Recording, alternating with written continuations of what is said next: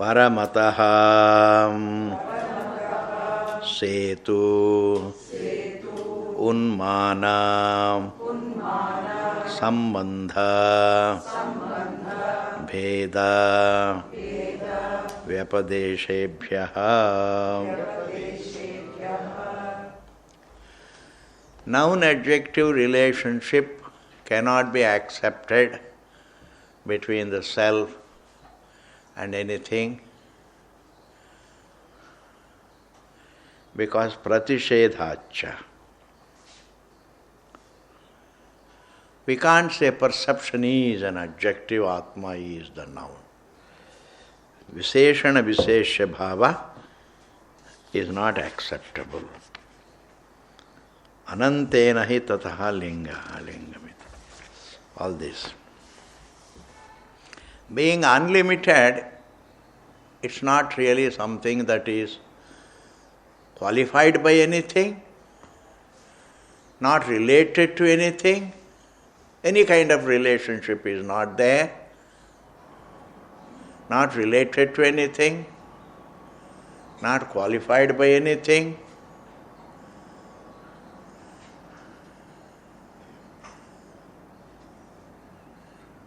In fact, no language is possible.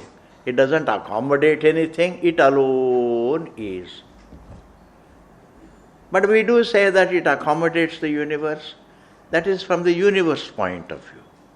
But from its own point of view, it alone is. From the object point of view, the sun is the illumina. From the light's point of view, it is only light, nothing else. From the leaf that is burnt point of view, we say the fire burns it. But by nature, what is fire? It is hot. If it were its nature to burn, then it should be burning all the time. But then it can remain hot. Burning is in relation to something that is burnt. It is a relative, it is a functional description. It is a point of view. You understand what I mean? It's a point of view. It's a point of view. When you say it is hot, that is its nature. It's not a point of view. That is its nature.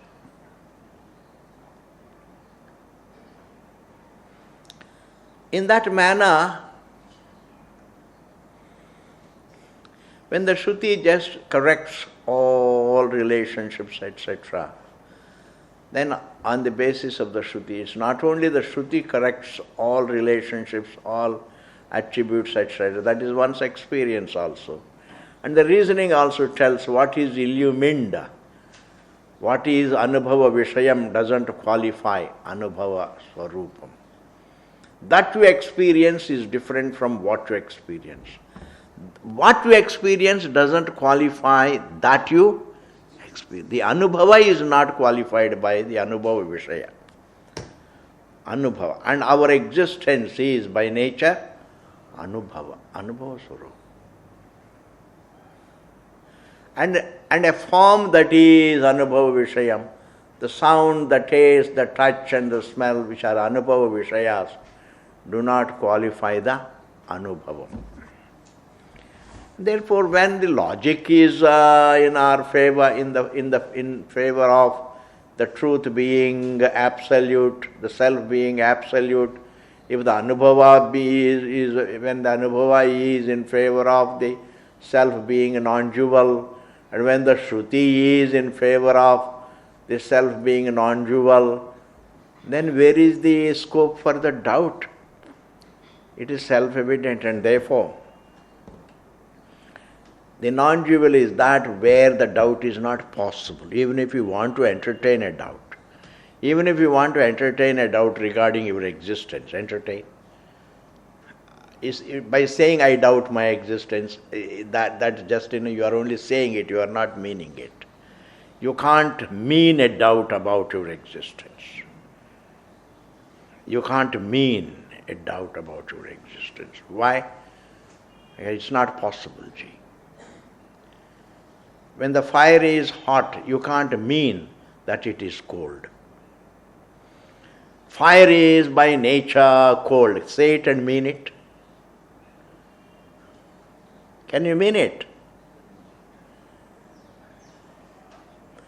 In the same manner, your existence is not available for doubting. You can't mean a doubt about your existence. You can't mean a doubt about your conscious identity. And all that the Shruti teaches is that you can't doubt, you can't mean a doubt about your non-dual identity. That happens to be, that's your Dvaitam is an error.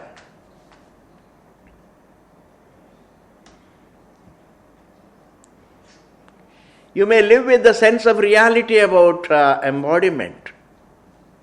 You may live with a sense of reality about embodiment. But you can't mean a doubt about your being free from it. You can't mean a doubt.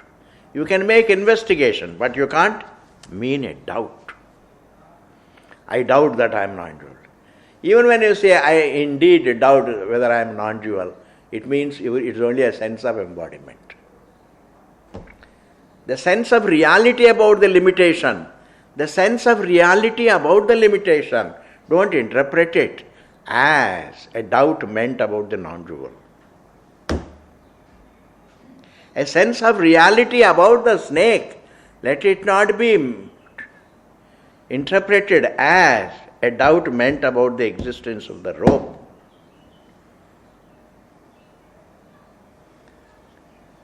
In fact, the sense of reality about the error alone is there. But when it comes to the fact, you can only do vichara about your nature. When you look at your existence, the undoubtable existence, undoubtable conscious identity, undoubtable fact that everything falls in the conscious identity, and that undoubtable unlimitedness of your being,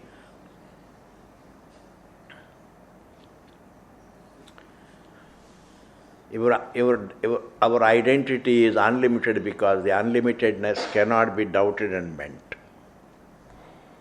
But Swamiji, I can doubt and mean. No, you are only meaning the sense of limitation, sense of reality about the limitation.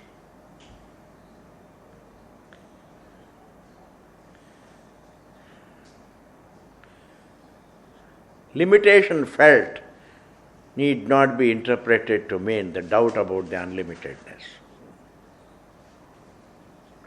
Are you able to follow this point? You are not able to follow. The sense of limitation about the embodiment felt does not mean the unlimitedness doubted.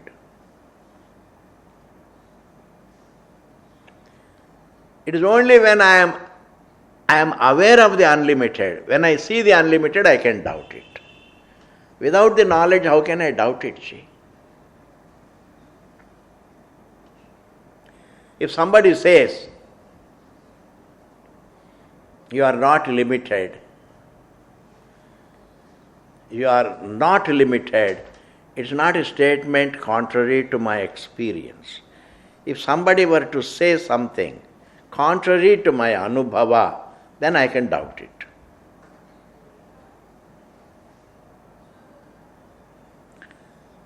If somebody were to say the fire is cold, then I can doubt that statement.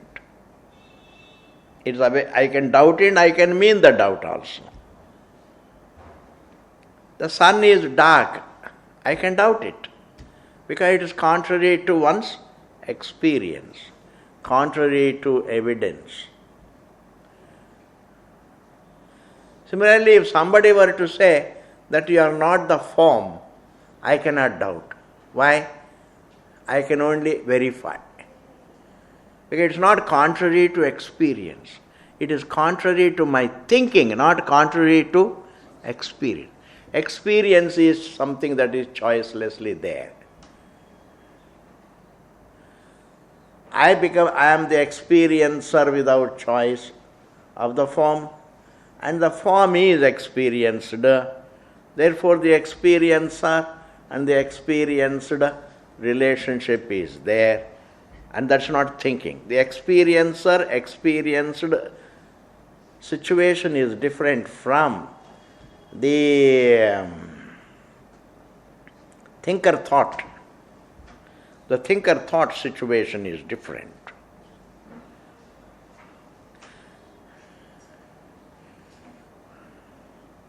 But just a thinker-thought relationship is within the realm of the experiencer-experienced relation. The intrinsic nature of the thinker is that he is the experiencer. Therefore, if the Shastra came and told me that you are not the body, it is not contrary to the experience, it is contrary to my thinking. It's contrary to my thinking. What is contrary to my thinking? I can doubt. What is contrary to my thinking? I can doubt.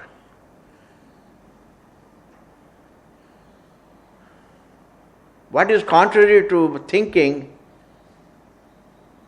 I cannot doubt. That's small correction. What is a statement contrary to my thinking, I am not justified to doubt. Any statement that is contrary to my experience can be doubted. That you are not the form is not contrary to my experience. Are you able to follow this point? It's not contrary. Why it is not contrary to my experience? Because the one who experiences the body has to be different from the what is experienced, and that is the experience. My experience is that I am the experiencer of the body. The experienced body is inert, and the experiencing self is conscious, and therefore my experience tells me that the objects of experience are unlike the experience. Therefore, if the body is an object of my experience, then the experiencer me has to be different from the body. And therefore, when the Shastra comes and says, you are not the body, it's not contrary to evidence. It's not contrary to evidence. And a statement that is not contrary to evidence, it's not contrary to evidence. It is not contrary to evidence. I can't doubt. What a statement not contrary to evidence cannot be doubted. Any statement that is contrary to evidence can be doubted. What is the evidence? The known is different from the one who knows. The illumining light is different from the illumined form. The heard sound is different from the hearing conscious being. That is the evidence. The evidence is that the subject is unlike the object. And evidence is a word that is synonymous with experience. My experience is that the one who experiences is unlike the what is experienced. What is experienced cannot experience, is inert. An object of experience is inert, cannot experience. Whereas the one who experiences is conscious. Therefore, when the Shruti says you are not the form, it is not contrary to evidence. You are not the thought, it is not contrary to evidence. You are not in time, it is not contrary to evidence. Because the one who is aware of time is unlike time, and what is unlike time is not located in time. And the one who is aware of space is unlike space, and therefore it is not located in space. Therefore, whatever Shastra says to me about myself is not contrary to evidence. And if I see that it is not contrary to evidence, I can't really doubt and mean the doubt. I can't mean a doubt. I can't mean a doubt. I can't mean a doubt about a statement that is not contrary to evidence.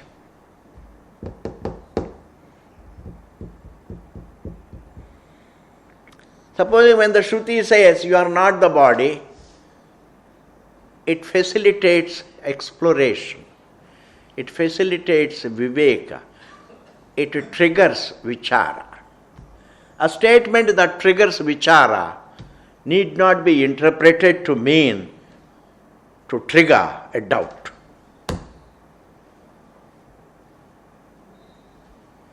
It may trigger a doubt about your thinking. But if you see, it doesn't trigger a doubt about that statement.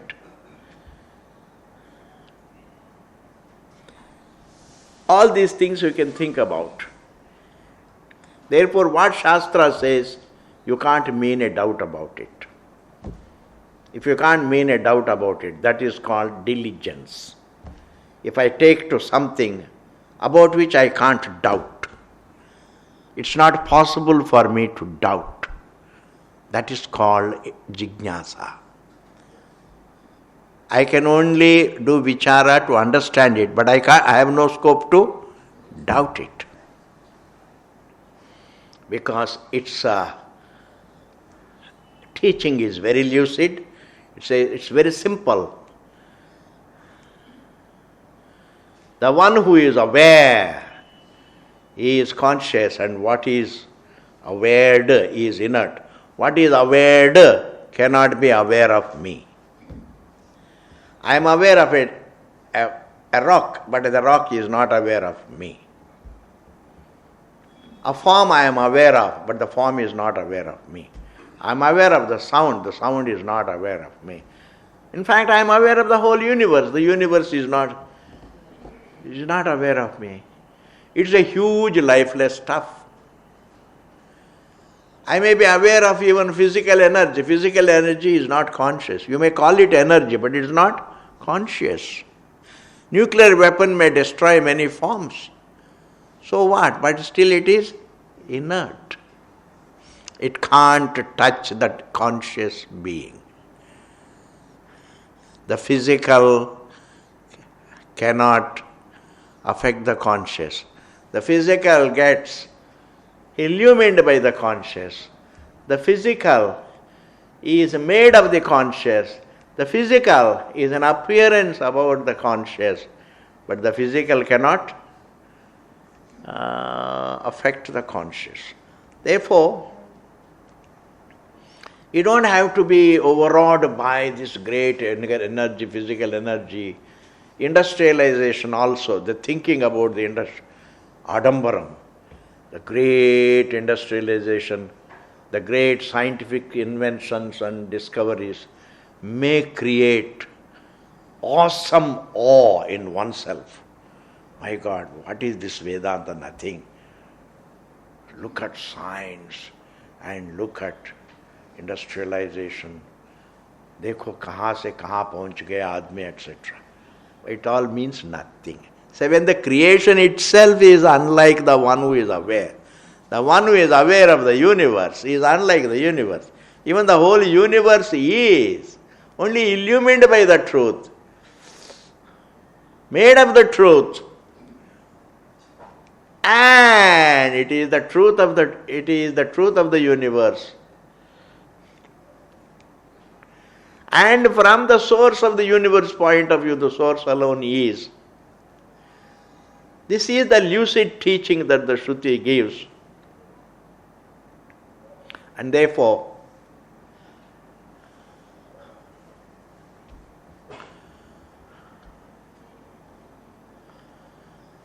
the Shruti is something that you can't doubt.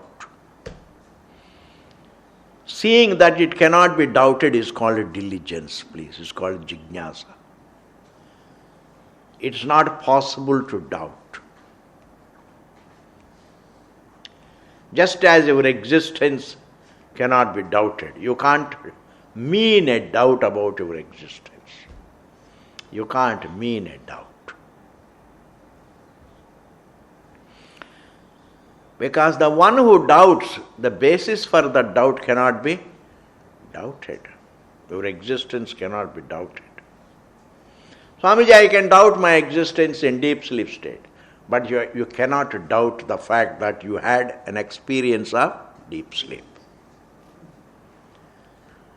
I can doubt the Jagrat, but I can't doubt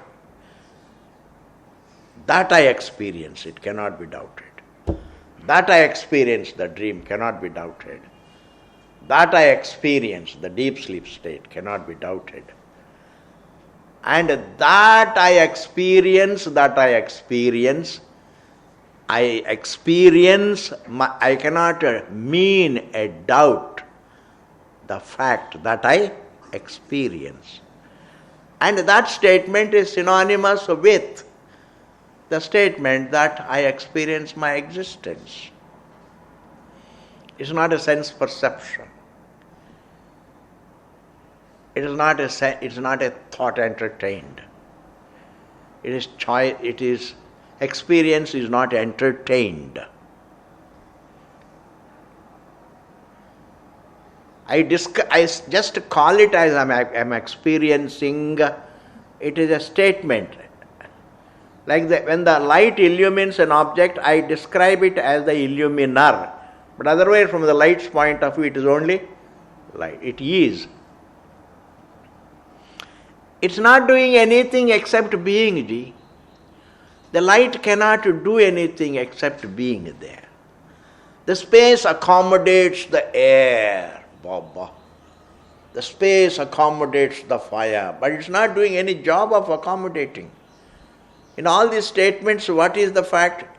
It is only being there. The space is. Similarly, conscious experiencer, it sounds as though he is doing the job of experiencing, etc. Experience is the tatparyam, the implication of the word experience is presence. The water creates the wave, sustains the wave, takes back the wave. My God, there is so much of misleading language. A lot of verbs of action. It creates, sustains, takes back, accommodates. These are all verbs of action. But otherwise the water is. Thus the entire Vedanta, the tatparyam of whatever it says, is only, you are only being there. Like the silence accommodates the sound, but it's not doing any job of accommodating. It only is. Thus, the right way of understanding Vedanta is that the tatparyam of the entire Vedanta is that thou art. Thou art that. You cannot do anything beyond being there.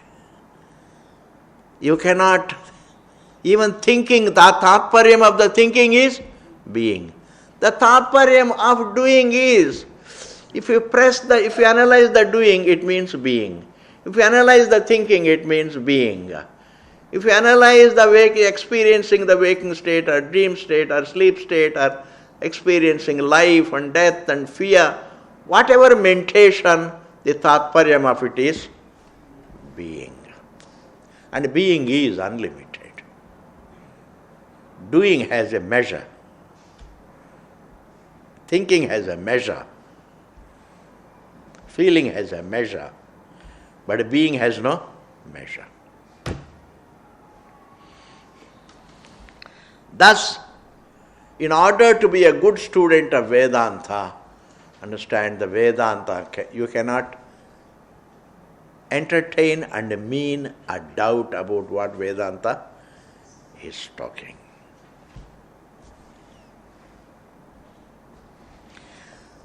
Where the doubt is not possible, people are only doubting.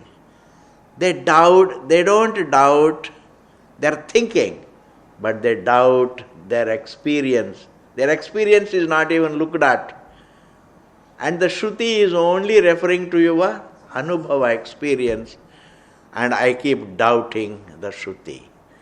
Doubting the Shruti is doubting my own experience. Doubting the Vedanta is doubting one's own experience. And what is it that man doesn't doubt and he just goes with it? His thinking, his notion, his error in thinking. Okay, ji, the next sutra. Param Ataha.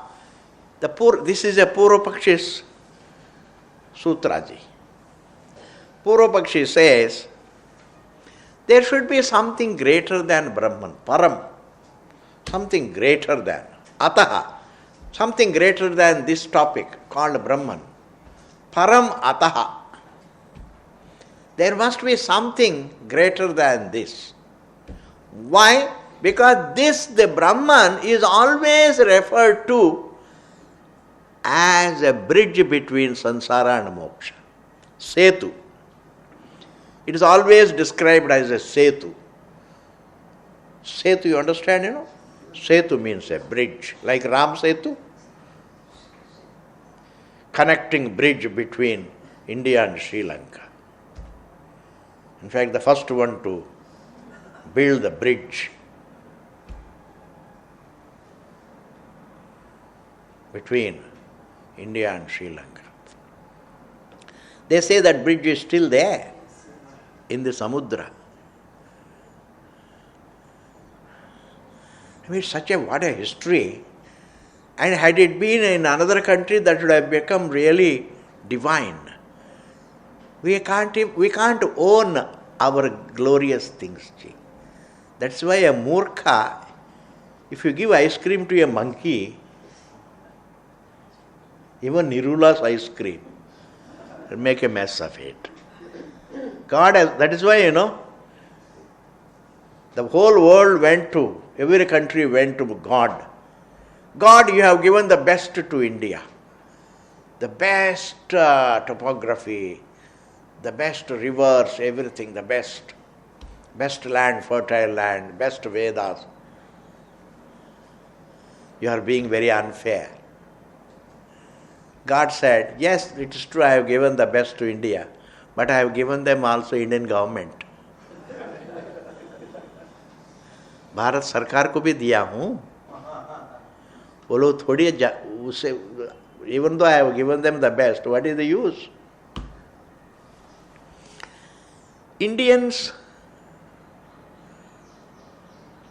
see, if there are certain glorious things which are glorious from the empirical point of view, why not use them? Use all empirical glories to appreciate the spiritual glory. You don't have to ignore the empirical glories. Use the empirical glories. Use the material glories to see the spiritual glory. Use your health to understand the truth. Use your money to understand the truth. Use your freedom, your leisure to understand the truth.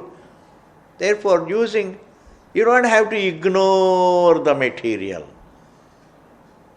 Use it for the spiritual. In fact, that is wisdom. Use karma to understand the truth and becomes a karma yoga. This is what Krishna said. Use everything for your understanding the truth. Use devotion for jnanam. Use your material well-being also. Even kamya karma, use it for antahkarana shuddhi. Slowly use it as nitya karma. If you want to perform a ritual, enjoy it. But with the right attitude, it becomes, with the devotion, it becomes nitya karma. Thus, convert the entire life, convert the whole life as nitya karma. Therefore, you don't have to ignore the material glories. That is why in Bhagavad Gita, Bhagavan teaches vibhutis. There is a vibhuti yoga. These material glories need not be looked down upon as material, mundane, empirical, worldly. What is wrong with the worldly? So what? Worldly thinking is bad. World is wonderful. World is God's creation.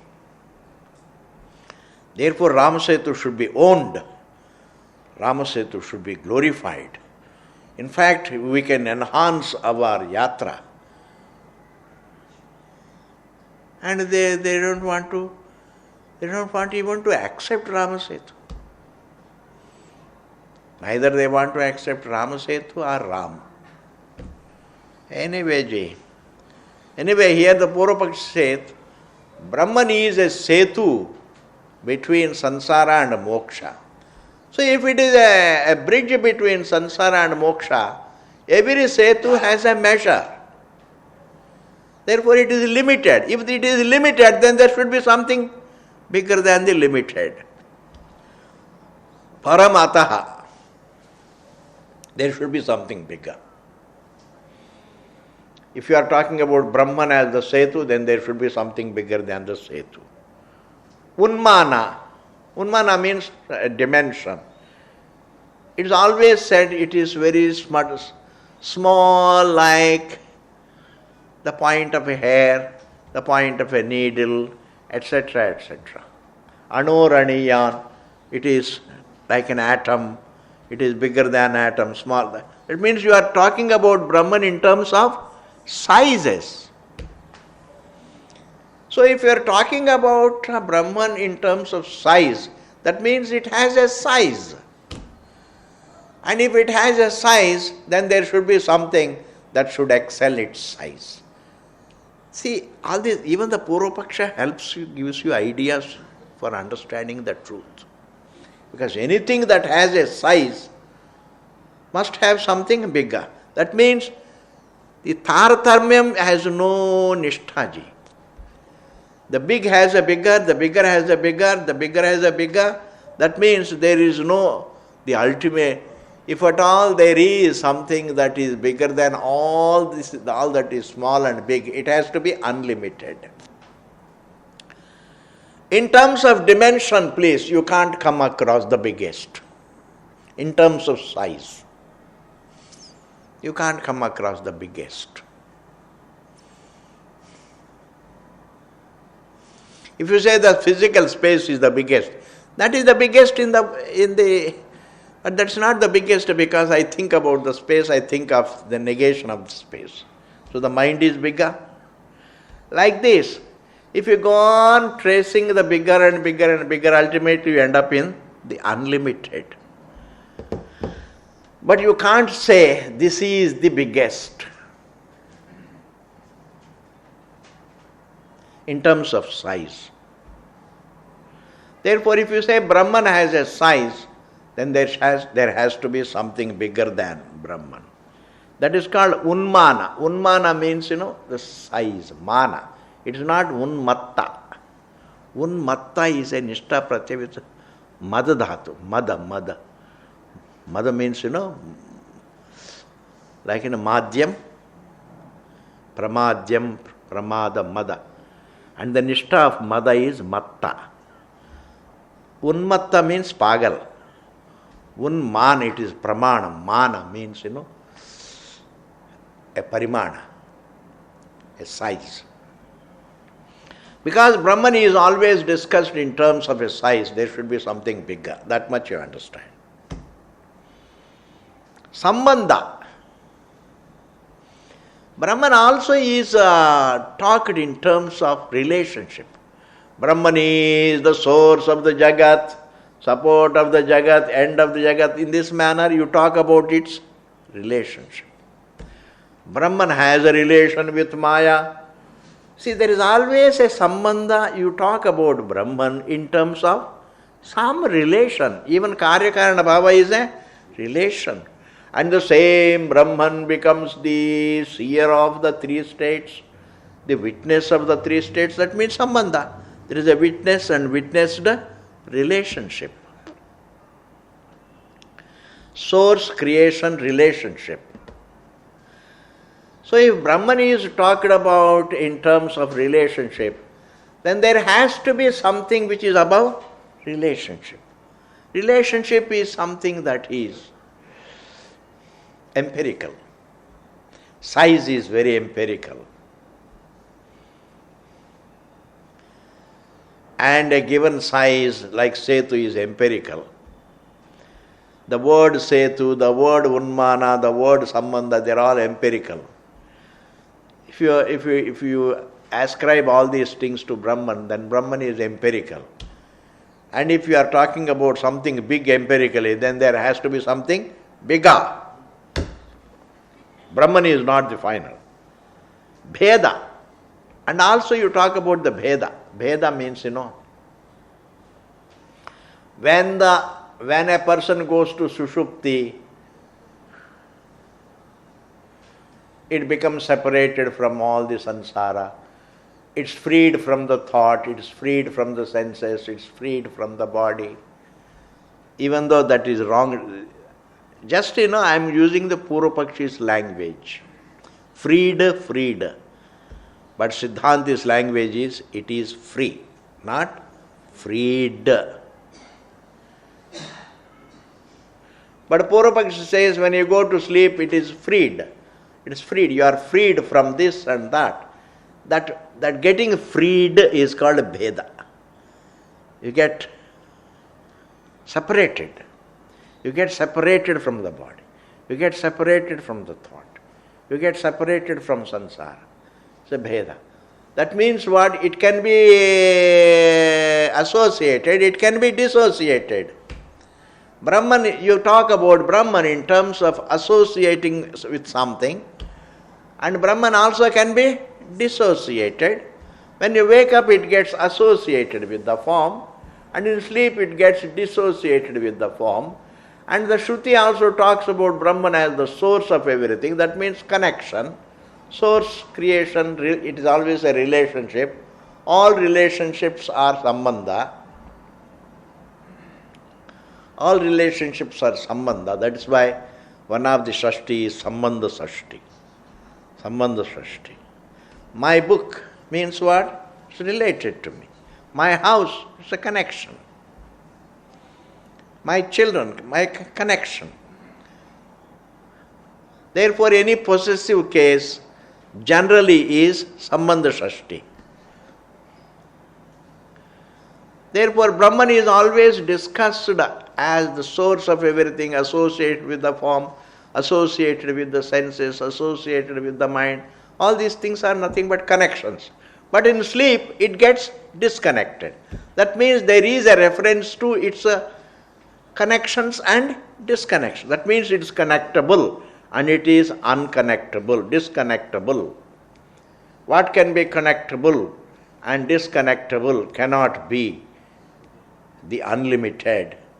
Therefore, if Brahman you are talking about, the kind of language that you are using, the kind of language that the Vedanta is using, shows that Brahman is limited. And if Brahman is limited, then there has to be something bigger than it.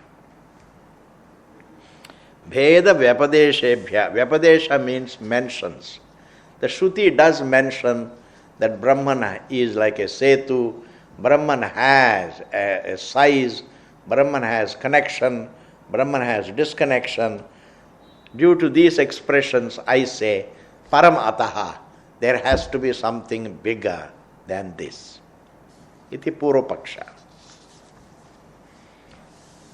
For this, Siddhanti says,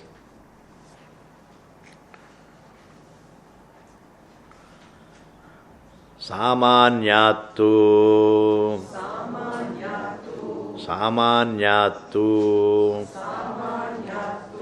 That last word tu is meant to say Purvapakshi is wrong. This is called Purvapaksha Nivaranartham.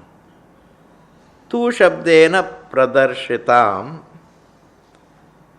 praptim nirunadhi. It says no to the Purvapakshi. Saying no, no sir.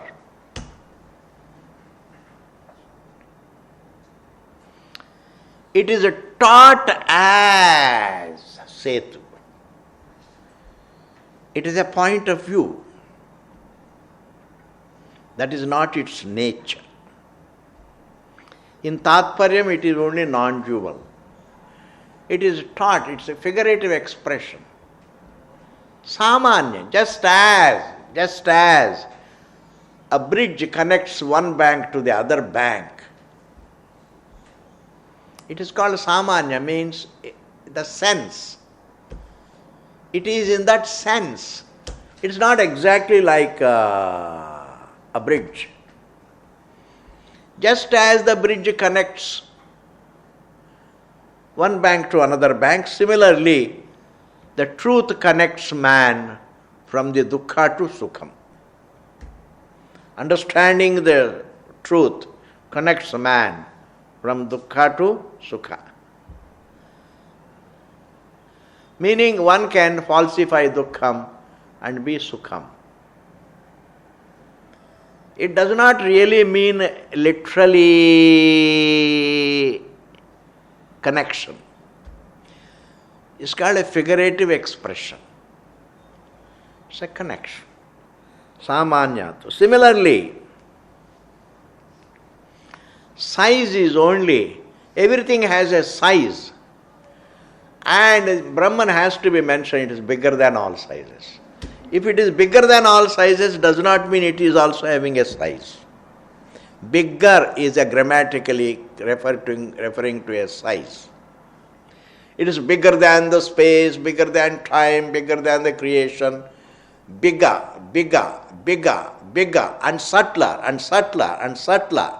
It is bigger than space, subtler than space. Bigger than mind, subtler than mind. Therefore, even though we use comparative degree, it does not mean it is a size.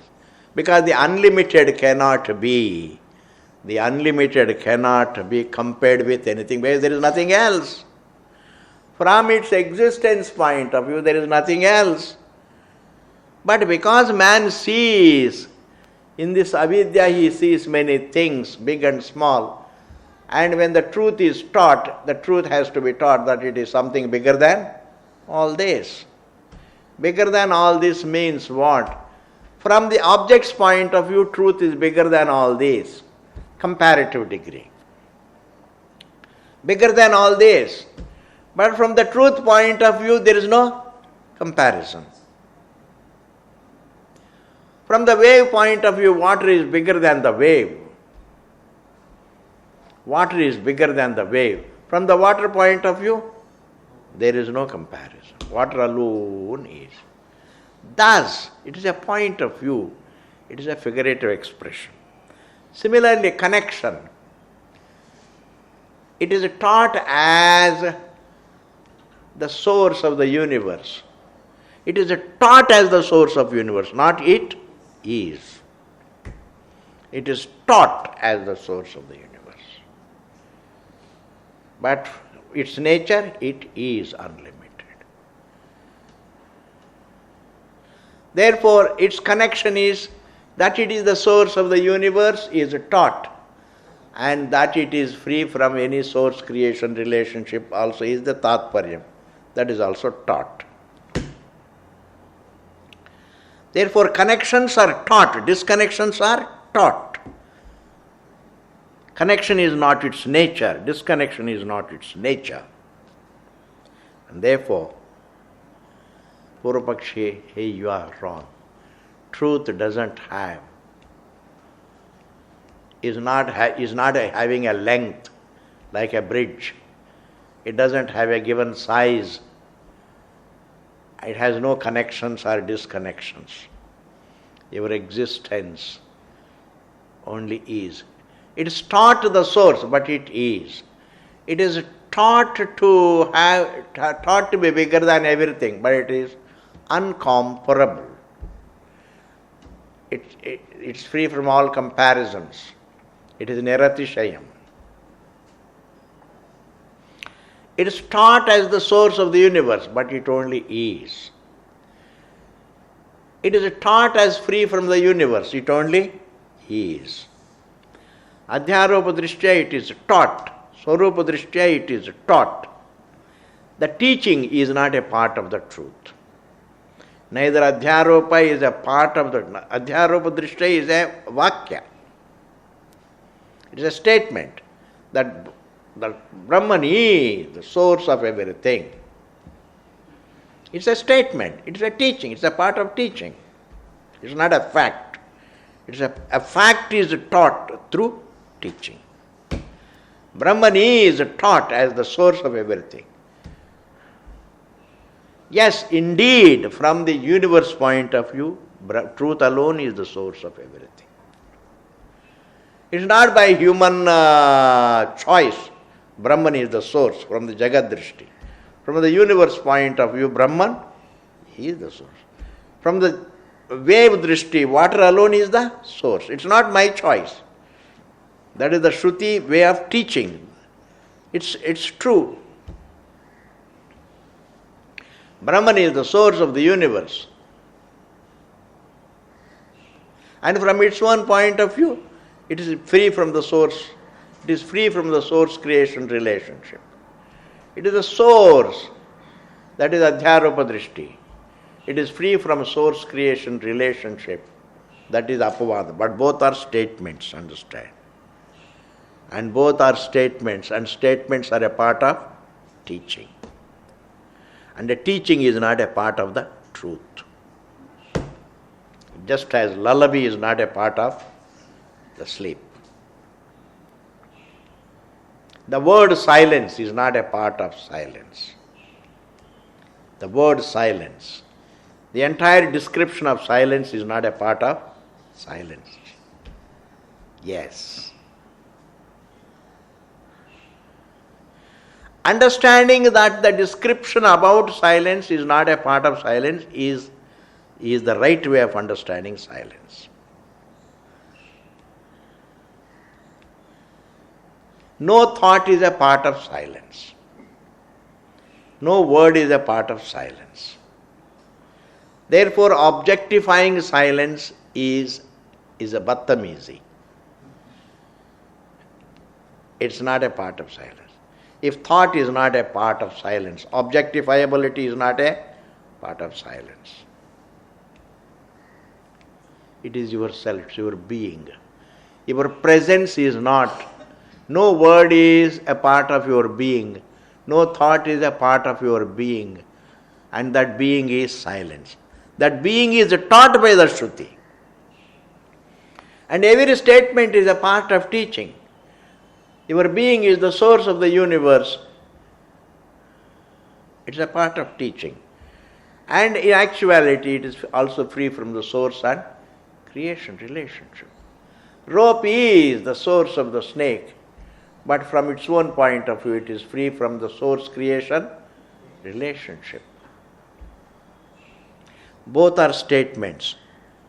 That it is the source of the snake, and that it is free from the snake source creation relationship, both the statements do not qualify the rope. And therefore, in this manner, examples are given, but they are not.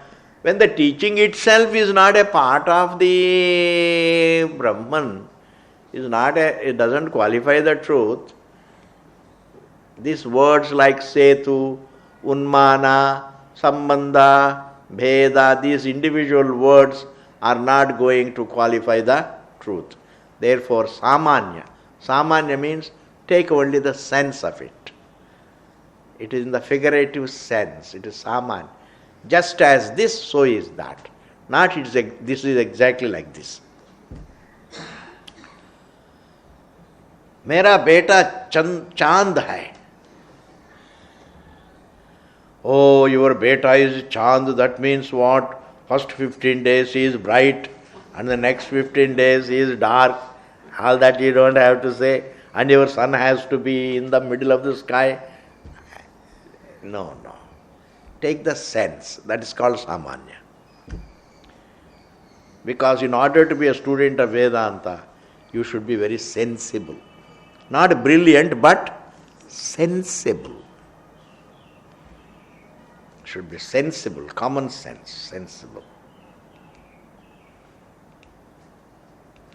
If you are greatly sensitive, you are not qualified for Vedanta. If you are an angry man, you are not qualified for Vedanta. You can study Vedanta, but you can't abide to see yourself. You have to be a sadhu. Even as a grihastha, you have to be a sadhu, to be quiet, peaceful individual, to know the truth. Free from all. Simple sadhu does not mean gullible peace. Gullibility is stupidity, that is different. Sensible, what is said, capturing the sense of it. ठीक है जी? बुद्ध्यर्थः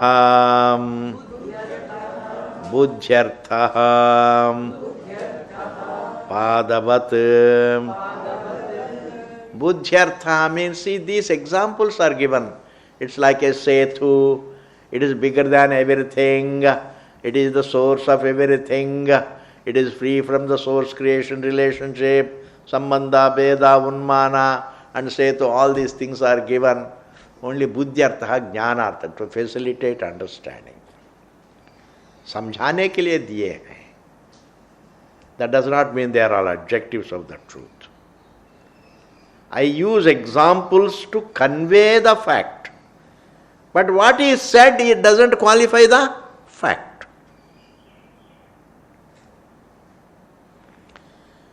Because the fact is conveyed by adhyaropa apavadanyaya, that it is the source of perception and free from source and creation relationship. Both are statements. Both are a part of teaching. The rope, the snake that you are seeing, it is made of the rope. Therefore the rope is the source of the snake that you are seeing. That means in actuality it is rope. And the rope from its own point of view is free from source creation relationship. In this manner it is taught. But when the rope is understood, it is free from the entire teaching. Like silence is free from the entire description about it.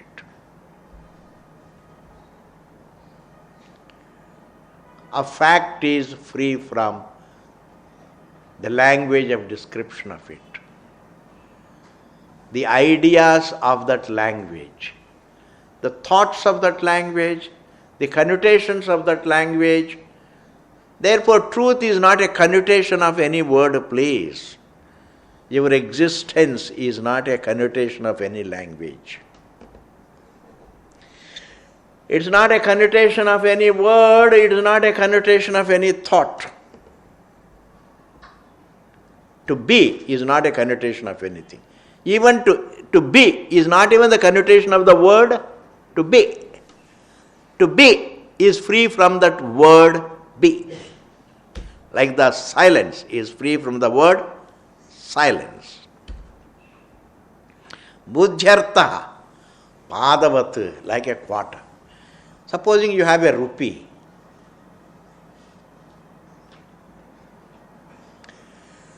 And within the rupee there are 4 chavanis. See, chavani is useful for understanding Vedanta ji. अगर गणेश जी को खुश करना है, चवानी देना पड़ेगा.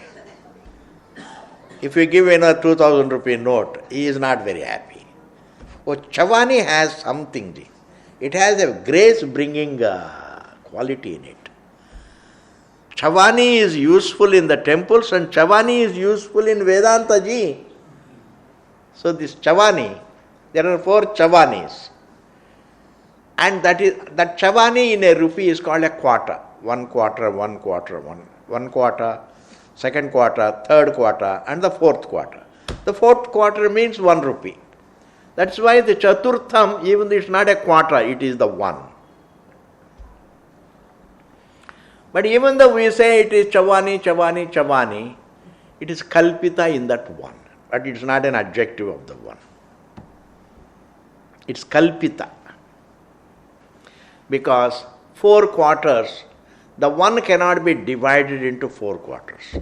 Because the 1 has to be there even to appreciate the quarter as a quarter. You have to be good. You must have been good in mathematics to appreciate it. Supposing you say, Swamiji, samajh mein nahi aata hai. That means you are repeating what you were. in your classroom,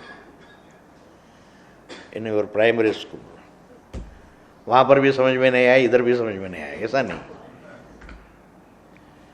Unless I keep in mind what is one, I can't appreciate 1/4. That means the one can never be divided. Then what is 1/4? The first quarter. What is a quarter then? It is kalpita. Waking state is kalpita in the one. That's why it's a quarter. Dream is a quarter of that one. Because one cannot be divided. You can have a kalpita quarter in the one. Kalpita. Jagrati is kalpita. Swapna is kalpita. Sushupti as one of the three states is kalpita. Even Brahman as the source and creation relationship is everything, the entire teaching is kalpita, Shastra kalpita. It's kalpita. It is kalpita in the one but doesn't qualify the one. First quarter, second quarter, third quarter, and the fourth Chavani is called the fourth quarter. What does the fourth quarter mean? One. Therefore, fourth quarter is not a quarter. Are you able to follow? The fourth quarter is not a quarter. The fourth quarter is the one, the full, the complete.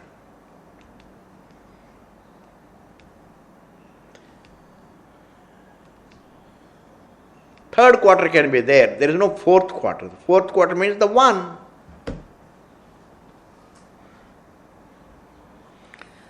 Because that one is associated with three quarters, it is also called a quarter.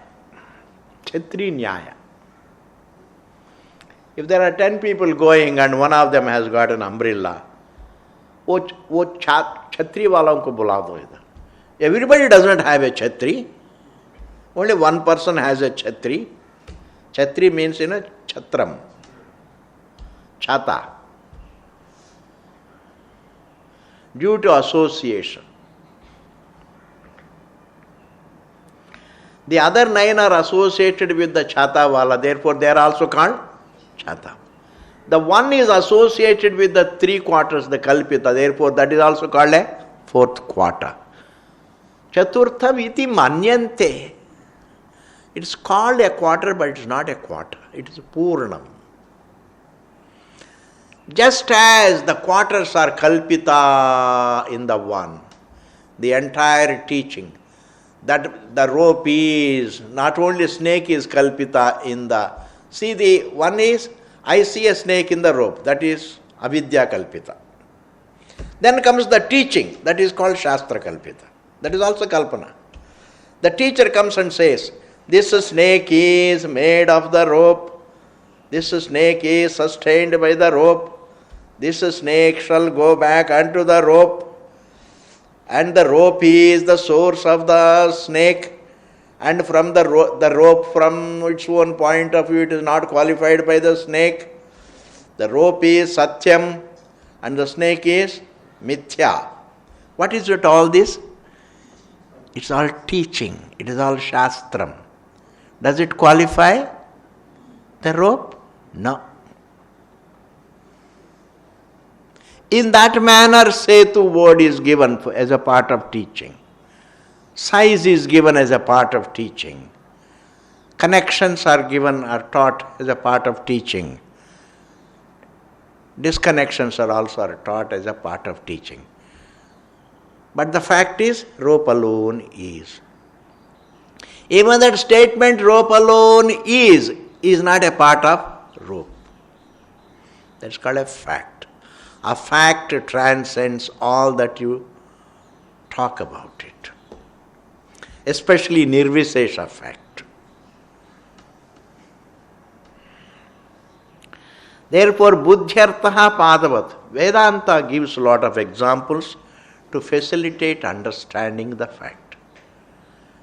And what is said in order to facilitate understanding don't interpret it to mean a quality of the fact. In fact, understanding the position of the teaching about the self, if you understand what is the position of the teaching, is it parallel to the truth?